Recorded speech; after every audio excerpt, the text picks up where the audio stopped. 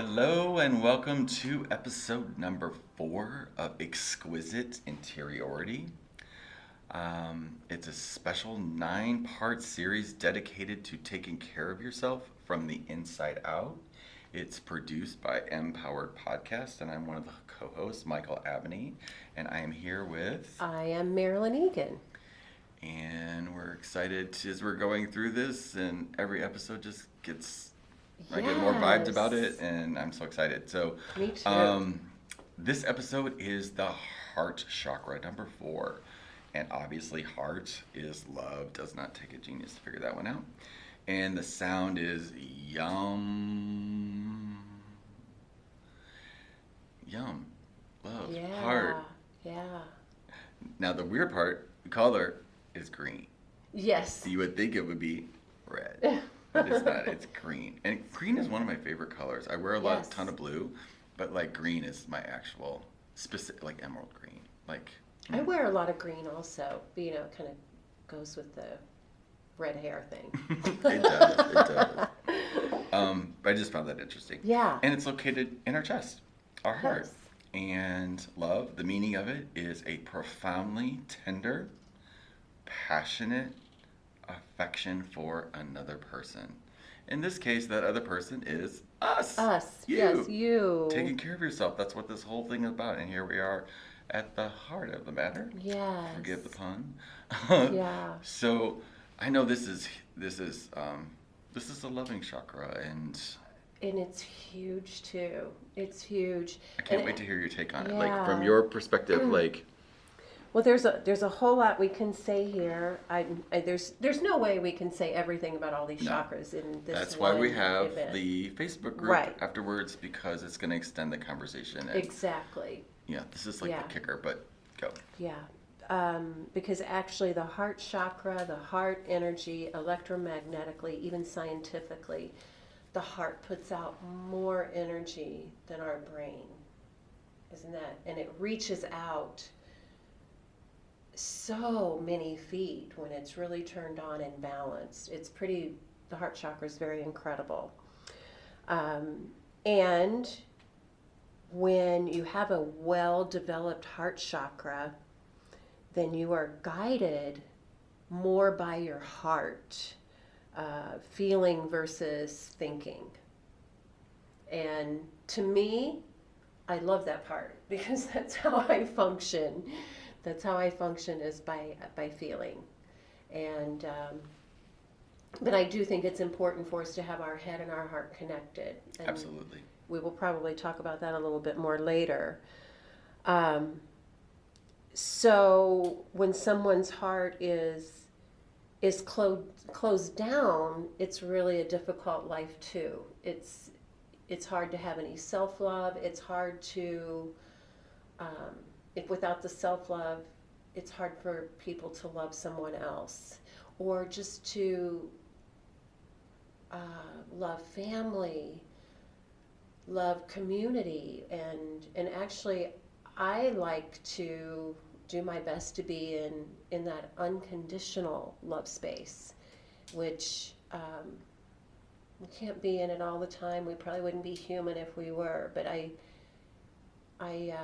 try to look at everyone and not hold conditions around the love. And I see when someone is out of balance and has a hard time functioning in the world, or is cruel, or doing things that are not acceptable, I'm like, well, they're missing love. They're missing love. I don't like to look at people and say, oh, they're awful people. I'm like, well, they're missing love. Let's send them love. Just ask the divine to pour love on them, because that's what's missing. And it's kind of a loaded word. It's a very loaded word. Because when you said unconditional love, like it's a really loaded word. It's a really loaded word, and it's a really difficult. I'm grateful that I know what that is now. Yes, and me too. Like, for like I was my partner Carlos is he taught me unconditional love. Like I know what unconditional love is. My mom is that. Yes. I met people in my life that exuded it. Yeah. It's kind of hard to describe, but what you said is just loving without judgment. But that's knowing that as a concept and Oh. experiencing that from other people is another thing.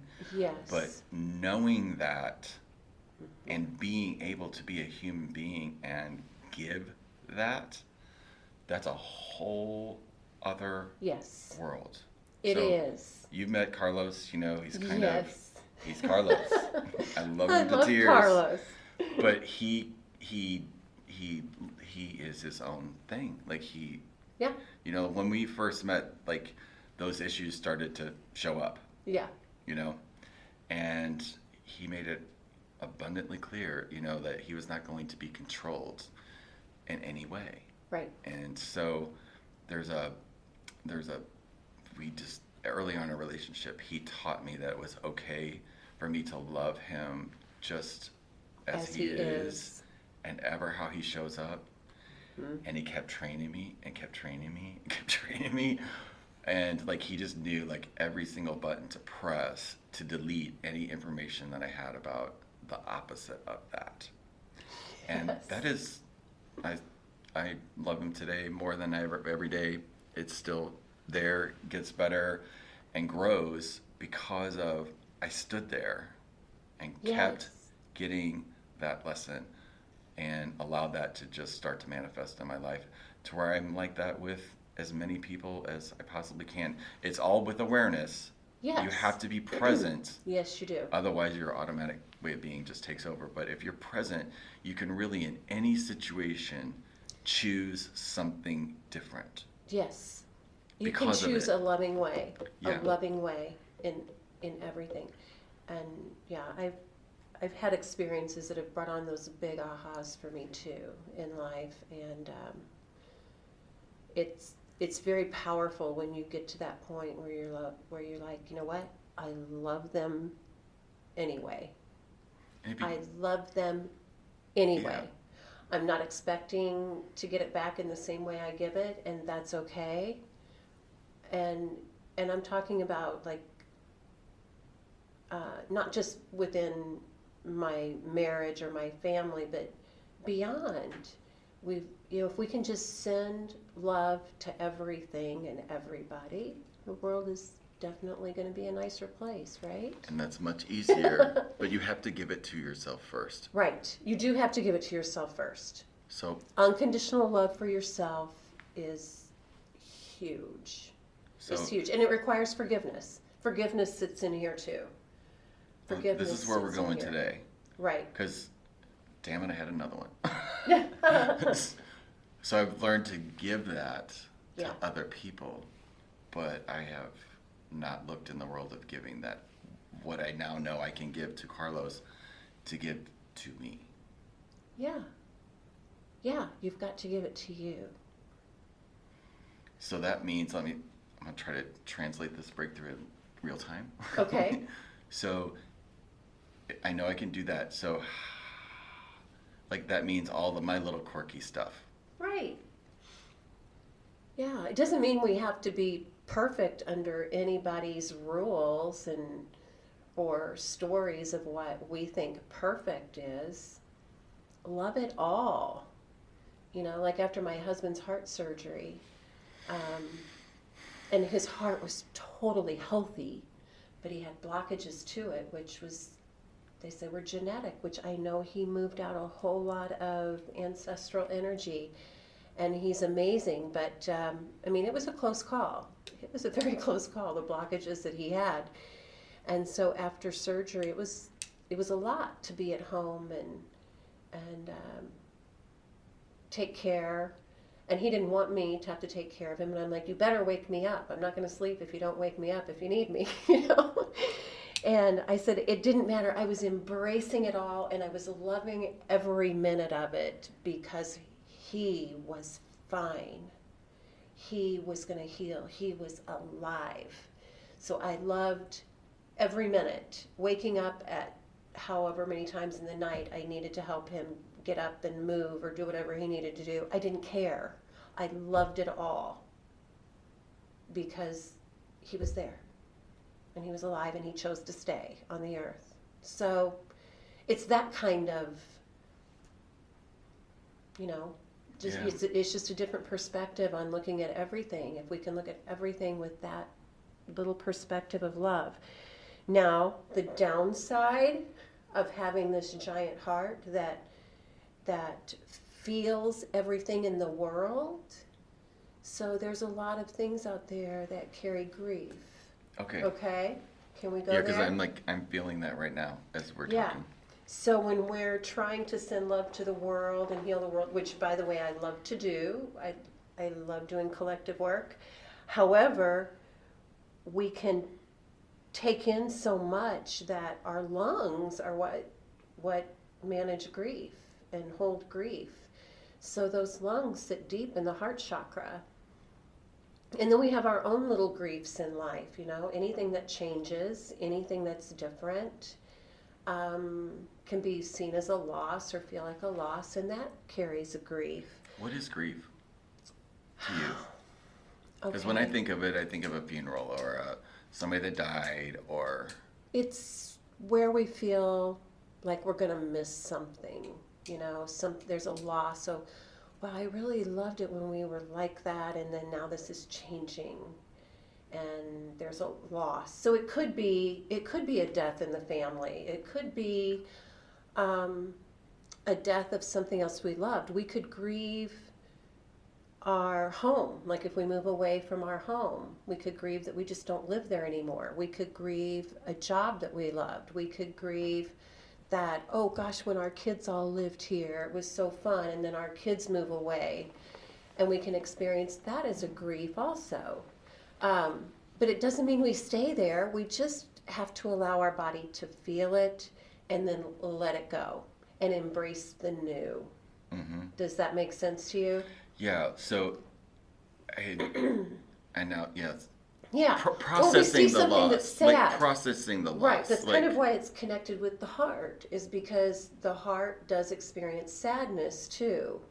When it sees something that doesn't feel good, the heart can be sad, and then the lungs can take that sadness, and it's more of a grief, or feels like a loss. Yeah, Do you have a the definition? dictionary, yeah, sorrow, misery, sadness, anguish, pain, distress, agony, torment, affliction. So it's basically not up to speed with reality.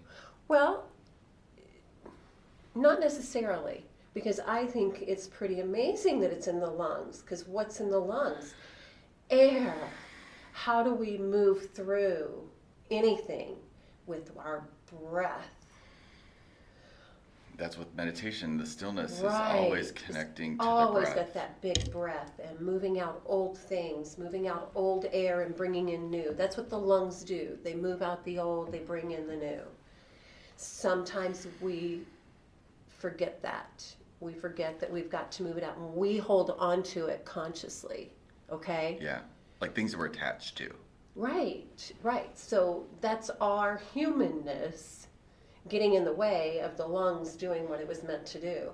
And sometimes we just put too much into it. You know, like if we're trying to take on the griefs of the world, that's a little too much. So I do have one fabulous story, though, of how children are so natural with this work. When my father passed away, we all had to drive to our hometown and get together. And I had a granddaughter who was 2 then. She's now 10. She's very close to my heart. She's really so much like me. It's not even funny. But anyway, she ran to me because we have a very close connection. I sat down. She sat on my lap facing me. You know, you can see a little tiny 2-year-old. And she laid her head on my heart chakra. And I put my hand on her back. And then she takes her hands and reaches back with one hand. She's reaching behind her back and holding onto my little finger. Well, we haven't really talked about the meridian system, but it's another energy system. And that's the heart meridian on my little finger. And then she takes her other hand and grabs my thumb, and that's the lung meridian. Those are, you know, major meridians right there that are represented in our heart chakra. And it was amazing how much she just helped me clear it. She didn't take it herself. She was just letting me open up and move it out of my body. Wow. But how powerful is that, you know? Mm-hmm. I have chills. Yeah. So actually, I have a little exercise because we do take on too much grief. Yeah. That I can describe that can help us move some of the heaviness and the sadness and the griefs out so that we can have bigger hearts, because we Let's do want to have Let's big do it. hearts. Let's do it. Okay. So, first off, you're going to feel it right on your sternum. We were talking about this heart center and your sternum. Yes. So just take one hand and do, some little circles. Yawning is a release, by the way. If anybody else is yawning when they do this, Michael just yawned. It's like, oh, where's my blanket? Yeah, but that releases energy too. It's a shift when you yawn. So you're circling here for a little bit, opening that up, moving it up a little bit, and it might be tender and sore. It is. Then take that hand and just lay it flat right over that area, and you might feel some heat with that. Then take your other arm and extend it out to the side, somewhere between, 45 and 90 degrees. And just take some nice deep breaths. Close your eyes. Nice slow breathing. Maybe breathe in and then out even more than you breathe in. And feel that energy come down from your armpit and down off the little pinky finger and drop down into the earth, which the earth wants to transmute that energy. We'll talk about later. But it's okay to just let it drop off. So let it fall down into the earth, out of your heart. And do that as long as you need to. Then you can even switch to the other side. Put your other hand on that heart center, on your chest, and let it drop out of the other arm, out of that little pinky finger, that heart meridian that's so strong. And some nice deep breaths. Like I said, breathe in, maybe a count of 4, and out, maybe a count of 6 or 7. Whatever works for you, but breathe in and out even more than you breathe in.